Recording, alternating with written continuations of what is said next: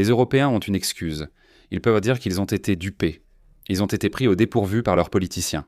Souvenez-vous, en 2015, quand le corps d'un enfant syrien s'est échoué, puis Angela Merkel a dit « on peut y arriver ». Et ensuite, elle a ouvert les vannes.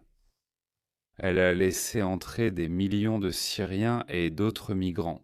Et quand les gens ont vu que les Syriens étaient autorisés à entrer, des personnes de tout le tiers-monde ont commencé à affluer en Europe. Et je vais vous montrer à quoi ressemble l'Europe maintenant.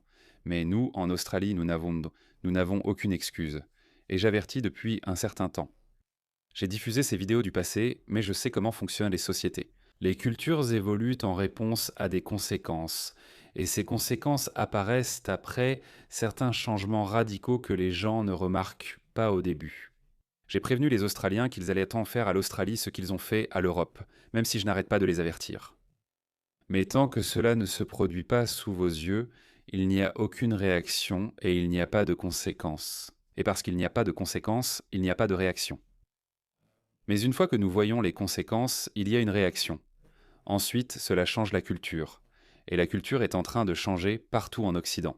C'est pourquoi les partis d'extrême droite gagnent en popularité. Et cela va continuer à se produire, c'est pourquoi je pense que nous allons connaître beaucoup de bouleversements sociaux, peut-être même des troubles. Oserais-je dire une guerre civile au Royaume-Uni, mais ils ne vont pas gagner parce que les instincts de survie prennent le dessus. Il faut un instinct de survie, laissez-moi le répéter, parce que les instincts de survie prennent le dessus. Mais ils essaient de faire la même chose ici en Australie. Regardez notre ministre de l'Intérieur, Tony Burke. La seule personne que je déteste plus que notre Premier ministre, Anthony Albanese, et ça veut dire quelque chose. Écoutez-le. Ils sont en train de normaliser la migration de masse, d'accord? Ce qui est bien pour nous en Australie et en Nouvelle-Zélande, c'est que vous pouvez voir ce qui se passe en Europe, d'accord? Mais ils affluent, mais ils inondent aussi l'Australie et la Nouvelle-Zélande de migrants du tiers-monde. Écoutez-le. Si vous regardez les commentaires qu'Angus Taylor a fait, des choses comme vouloir prétendre que quelqu'un est moins digne s'il ne vient pas d'une démocratie libérale. C'est-à-dire s'ils viennent de pays du tiers-monde. Angus Taylor est notre chef de l'opposition.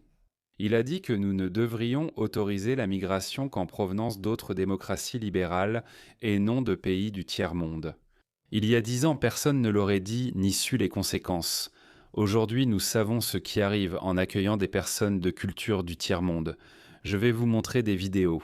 Oui, et vous pensez aux personnes qui sont venues de l'Europe d'après-guerre, qui ont vécu sous l'occupation de l'ancienne URSS, qui sont venus du Vietnam, aux immigrants plus récents, venus de Chine, il y en a beaucoup. N'est-ce pas incroyable? Il n'a mentionné aucun pays musulman. Savez-vous pourquoi? Toute l'Australie est furieuse. Au fait, juste hier, une douzaine de terroristes de l'État islamique de plus, qu'on appelle les épouses de l'État islamique, mais qui étaient pas des participantes actives. Donc ce sont des terroristes de l'État islamique et leurs enfants. Ils viennent tout juste d'arriver. N'est-ce pas incroyable? Chaque fois qu'ils veulent parler du bon côté du multiculturalisme, ils nous parlent des Grecs, des Italiens et des Vietnamiens. Ils évitent toujours de parler de le sujet qui fâche. Des musulmans scandant « Gazez les juifs, où sont les juifs ?» et affirmant vouloir la charia en Australie. J'ai déjà diffusé ces vidéos de nombreuses fois. Et qui peut oublier l'attaque terroriste de Bondy? Qui peut oublier la prise d'otage du Lind Café? Il n'en parle pas.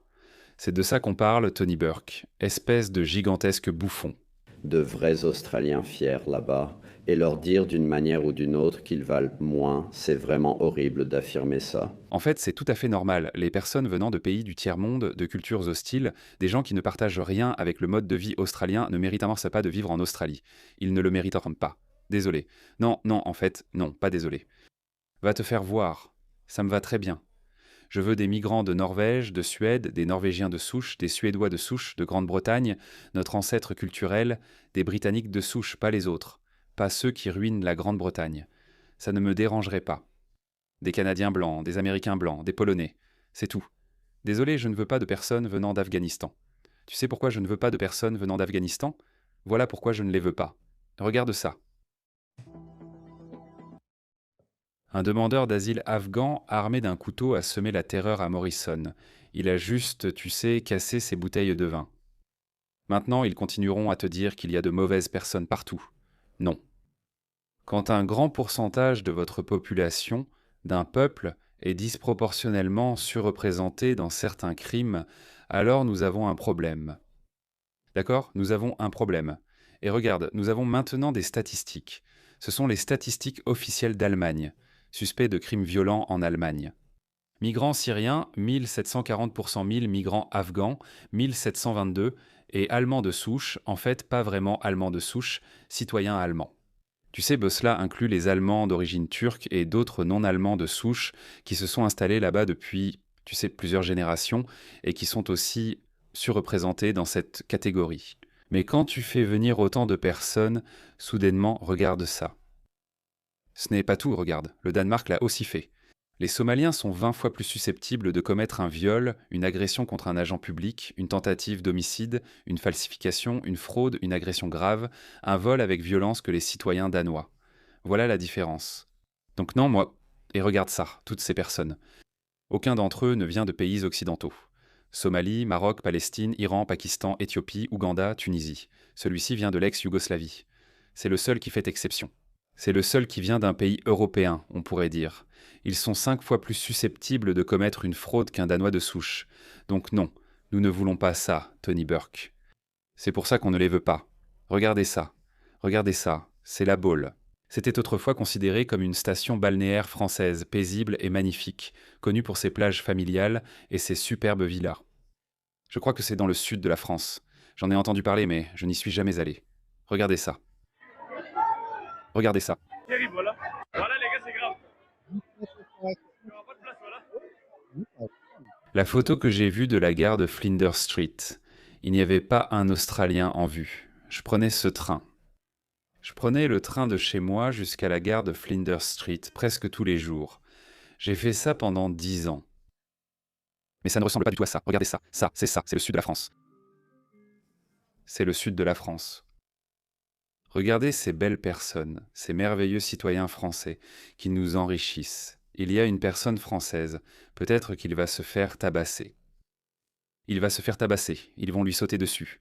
C'est bien, mon gars. Il s'est enfui. Bien joué. Regardez ça. Regardez ça.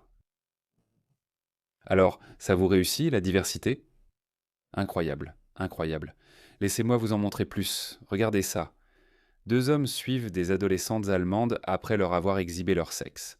L'un d'eux a baissé son pantalon. Écoutons ces braves femmes allemandes qui vaquaient simplement à leurs occupations, mais qui ont oublié que leur pays n'est plus ce qu'il était. Nous sommes à Bamberg. Regardez en dessous de nous. Voilà à quoi ressemble ce mur. Nous continuons à marcher. Viens, dis-nous. Les gens en arrière-plan, ici nous n'avons que des photos. Nous sommes directement derrière notre groupe à la caméra. Nous marchons. Et l'un d'eux est juste là. Il a son pantalon baissé, il a son pantalon... Il s'est exhibé, il a montré son pénis. Et s'il vous plaît, pourriez-vous m'aider? C'est ça, c'est cette mentalité. Il voit dans les femmes occidentales comme un morceau de viande.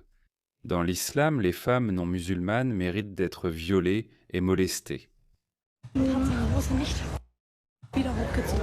C'est dégoûtant, désolé, mais c'est vraiment dégoûtant. Tu t'es dit, waouh, qu'est-ce que c'est que ça? Et on nous dit à nous de cacher nos poitrines. Non mais ça va pas, sérieux. Je n'invente rien.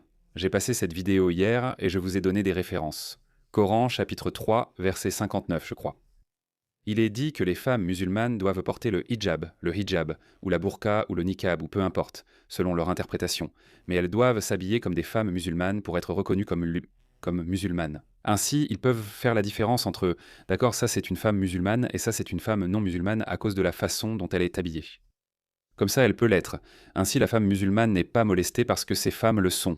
Vous savez, désolé, vous êtes là dehors, vous vous exposez. Et regardez ça.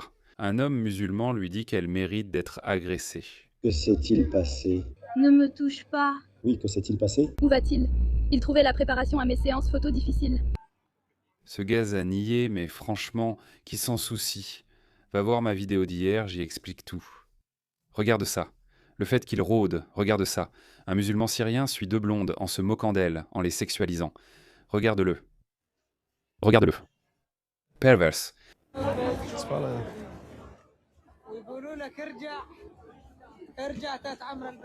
Il laisse littéralement entrer des gens venus du Moyen-Âge. Et ils les ont relâchés. Les Occidentaux sont des cibles faciles car peu habitués. Regardez, encore une vidéo. Regardez ça, cela s'est passé en Belgique.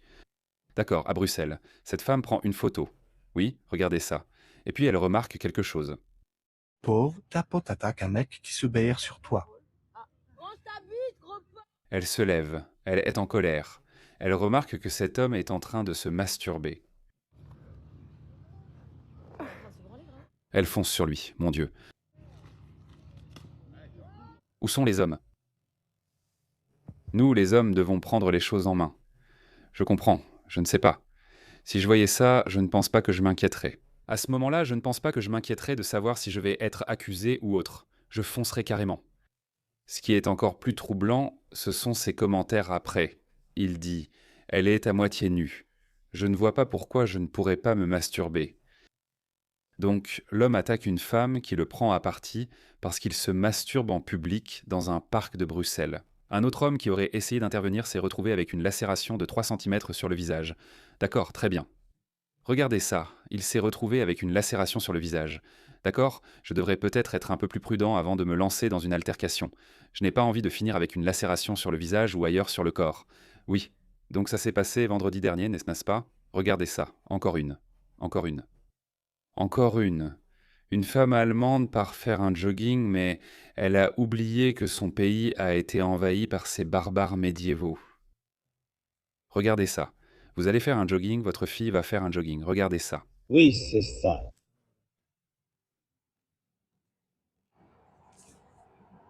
Encore. Encore un. Regarde ça. Retourne vivre à la campagne. Hé, agua, agua, agua. Laisse-moi voir. Turc, turc, turc, turc. Regarde ça. Regarde ça.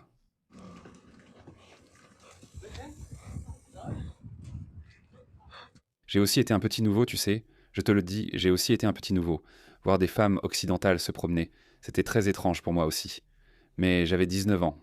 Mais pour une raison quelconque, je n'ai jamais eu le courage de faire quelque chose comme ça. J'ai toujours été très timide. Je peux comprendre que certaines personnes soient différentes. Mais sans cette ampleur, je te garantis que ces personnes auraient subi une forte pression pour s'intégrer et se comporter d'une certaine façon. La force du nombre. Parce que ces personnes ont eu carte blanche au Royaume-Uni. On leur a donné un logement gratuit, de la nourriture, ils touchent une allocation. Ils ne peuvent pas travailler, alors ils ont beaucoup de temps libre, s'ennuient et restent entre personnes partageant leurs idées. Rien ne les pousse à sortir ou à apprendre. Franchement, je ne sais pas. C'est pour cela que cette politique est désastreuse. Personne n'essaie de les intégrer. Pas qu'ils le feraient. L'Europe est pleine et très petite. Je doute que nos économies européennes puissent supporter cela. Quel est le sens d'accueillir des hommes en âge de se battre qui ne peuvent ni travailler ni rien faire, mais disposant de PlayStations et d'hôtels? Ils ont de la nourriture et beaucoup de testostérone, et ils voient ces femmes pour la toute première fois dans ces vêtements révélateurs. Ça me rappelle cette scène avec l'Indominus Rex dans Jurassic Park. Tu te souviens de l'Indominus Rex, ce nouveau dinosaure qu'ils ont créé? Et le personnage principal, Owen, il dit qu'elle ne sait pas où elle se situe dans la chaîne alimentaire. Et elle découvre tout pour la première fois, l'Indominus Rex, c'est exactement ce qui arrive à ces gens. Même si aucun de ces individus n'a reçu de grands discours de la part de leurs responsables dans leur pays d'origine, parce qu'ils veulent garder ça secret. Tout cela est sec au nouveau pour eux. Ils l'apprennent, ils apprennent au fur et à mesure. Ils trouvent leur place. Ils deviennent de plus en plus audacieux. C'est pourquoi on voit de plus en plus de ces attaques contre la population locale. Des coups de couteau, des émeutes, des pillages, tout cela se produit et ils s'en sortent, et nos juges les relâchent. Même Keir Starmer a parlé de cette récente controverse où ces garçons afghans ont échappé à la prison pour avoir armé une fille de 13 ans, une fille de 15 ans. Elle a dû assister à toute cette procédure bidon. Elle dit même, elle se demande, pourquoi ai-je été invitée? Le juge a dit, merci de vous être si bien comporté dans ma salle d'audience. Vous ne méritez pas d'aller en prison. Même Keir Starmer a dit, nous devons examiner notre système judiciaire. Vous pensez évidemment qu'il ne faut pas croire ces gens-là parce que lui-même a libéré beaucoup de violeurs et de terroristes. Le monde entier est à l'envers, les gars. Ça va arriver. En Australie, ils nous préparent à ça. Je vous ai montré la vidéo de Tony Burke. Regardez ce type, notre Premier ministre. Nous devons rester vigilants. Il y en a certains, y compris dans la vie politique, qui veulent revenir à une Australie qui ne nous ressemble plus. Oui, l'Australie était une société de grande confiance. Nous n'en voulons plus. C'est ça qu'il nous faut. J'avais prévenu il y a près de 2 ans en diffusant cette vidéo. J'ai averti, les femmes australiennes sont en danger. Les femmes et les enfants sont devenus les premières victimes de ces barbares du tiers-monde en Europe. Les femmes et les enfants. Elles se font attaquer de partout. Et devinez quoi? Comme je l'ai dit, les juges ne les mettent même pas en prison. Ça commence à arriver en Australie parce que ce Premier ministre dit « Vous savez, Et nous devons dénoncer cela? nous n'avons pas besoin de ça. Nous n'avons plus besoin de cette vieille Australie où nos tribunaux fonctionnaient où les gens craignaient la police. Nous ne voulons plus de ça. » C'est ce qu'il dit. Dites adieu à cette Australie. L'Europe que je viens de vous montrer, c'est l'Australie. Voilà, c'est ça le but. C'est Fabien, c'est mondialiste, c'est leur programme. Vers une Australie qui ne nous ressemble plus, et nous devons dénoncer ces personnes, et nous devons continuer à considérer notre diversité comme une force pour notre nation, ce qu'elle est. Tais-toi. Je ne supporte pas ce type. Tu as vu la diversité. Hier encore, ils ont fait entrer une autre douzaine de femmes terroristes de l'État islamique. On nous dit, les gars, il faut vous en souvenir. On nous dit que c'est la nouvelle norme. C'est normal. Parfois, chaque fois, j'ai l'impression de me répéter. Je passe ces vidéos encore et encore. Et puis, je dois me dire que je dois continuer à faire ça parce qu'ils veulent qu'on se désensibilise à tout ça. Certains d'entre nous sont assez âgés pour se souvenir que, quand quelqu'un faisait du mal à un enfant, il allait en prison et il recevait une autre justice en prison. Ça n'arrive plus en prison aujourd'hui.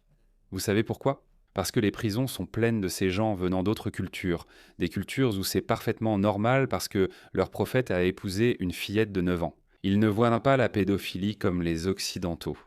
En Occident, les pédophiles sont détestés.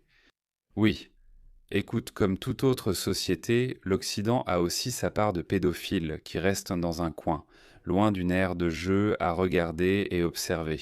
C'est tout. Mais lorsque nous avons fait venir d'autres personnes avec une définition différente de la pédophilie, elles affirment fièrement qu'il n'y a aucun mal à ce que Muhammad épouse une enfant de 9 ans. Regardez et écoutez cela. Ils ont normalisé cela. C'est ce qu'ils entendent par culture, n'est-ce pas? Et voyez, Albanese nous dit que c'est parfaitement normal, pas besoin de s'intégrer ou d'assimiler. Tony Beck dit qu'il n'y a pas besoin de s'intégrer ou de s'assimiler. Regardez assimiler.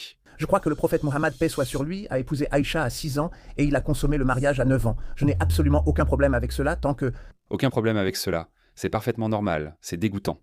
Les mariages entre cousins sont en train d'être normalisés. Je crois qu'en Floride, ils essaient de faire passer une loi pour interdire le mariage entre cousins. Et les musulmans protestent contre cela. Ils disent mais que c'est leur identité culturelle. C'est notre liberté religieuse. Non, vous ne pouvez pas dire ceci et... Nous voyons les conséquences de l'importation massive de personnes de cultures différentes et ça ne fonctionne pas. Le multiculturalisme, toute l'idée du multiculturalisme, ça me sidère. Comme si le mot multiculturalisme nous est vendu comme s'il s'agissait d'une entité sacrée. Comme si on ne pouvait rien dire contre ça. Pourquoi ? Pourquoi ne pouvons-nous rien dire contre ça ? Je n'aime pas le multiculturalisme. Je n'aime tout simplement pas. Maintenant, laissez-moi dire... Ils confondent souvent le multiculturalisme avec l'ethnicité. Non, je suis la preuve vivante. Je ne suis pas ethniquement européen. J'ai peut-être un lointain sang européen venu d'autrefois. Je ne sais pas. Mais je n'aime que la culture occidentale. J'aime la culture australienne qui vient de la culture anglo-celtique britannique. J'aime ça. Je veux que l'Australie reste comme ça.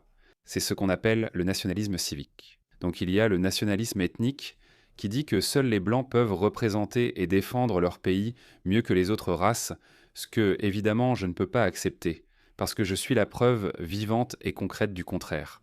Nul ne peut être plus patriote quand il s'agit de l'Australie que moi. Je ne prétends pas être plus patriote que les autres, mais personne ne peut dire l'être plus que moi, envers l'Australie et la civilisation occidentale. Bref, il y a donc le nationalisme civique que je soutiens et que je défends. Et puis il y a le nationalisme ethnique. Ces deux termes sont devenus populaires ces dernières semaines et ces derniers mois parce que nous avons vu les effets du multiculturalisme. Le multiculturalisme ne fonctionne pas. Il devrait y avoir une culture dominante qui devrait primer.